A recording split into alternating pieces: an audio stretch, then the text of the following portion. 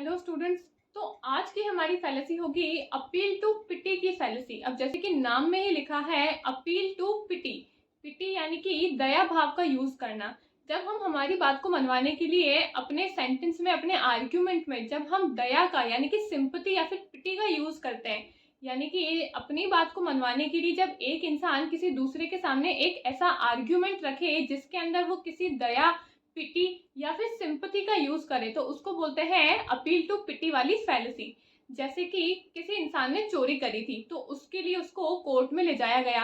अब उसका जो वकील था यानी कि उस चोर का जो लॉयर था, उसने जज साहब से कहा कि जज साहब आप इसको प्लीज जेल में मत डालो, क्योंकि ये बेचारा गरीब है, इसके घर पे बूढ़े माँ बाप हैं, इसकी जो बहन है इसको उसकी बहन की शादी करवानी है, इसके बेचारे बूढ़े माँ बाप हैं, तो उसके लिए इसने क्या करा, चोरी करी है, वरना इसका ऐसा कोई इरादा नहीं था।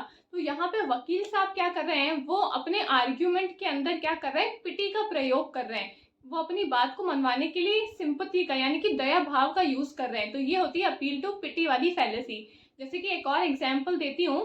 एक एम्प्लॉय अपने बॉस से बोल रहा है कि प्लीज आप मेरी जो सैलरी है उसमें इंक्रीमेंट करो, मेरी सैलरी को आप बढ़ा दो, क्योंकि आप जो मुझे सैलरी देते हो उसमें मेरा घर नहीं चलता है, मेरी जो फैमिली है, मेरे जो बच्चे हैं उनकी पढ़ाई नहीं हो पाती है, हम बेचारे बहुत ही गरीब घर से आते हैं, तो आप जो मुझे सैलरी देते हो उसमें मेरा घर नहीं चलता है, तो इसलिए आप प्लीज़ मेरी सैलरी को बढ़ा दो।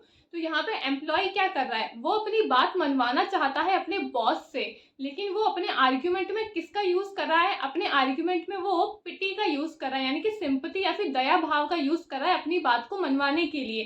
तो जहां भी हम हमारी बात को मनवाने के लिए अपने आर्ग्यूमेंट में दया भाव का, पिटी या फिर सिंपैथी का यूज करते हैं, तो उसको बोलते हैं अपील टू पिटी वाली फैलेसी। तो ये थी हमारी आज की फैलेसी। आई होप आपको अच्छी लगी होगी, समझ में आई होगी। इसके जो शॉर्ट नोट्स है वो मैं आपको हमारे टेलीग्राम चैनल पे प्रोवाइड कर दूंगी, तो अगर उसको ज्वाइन नहीं किया है तो उसको भी ज्वाइन कर लीजिए। मिलते हैं नेक्स्ट वीडियो में। Thank you.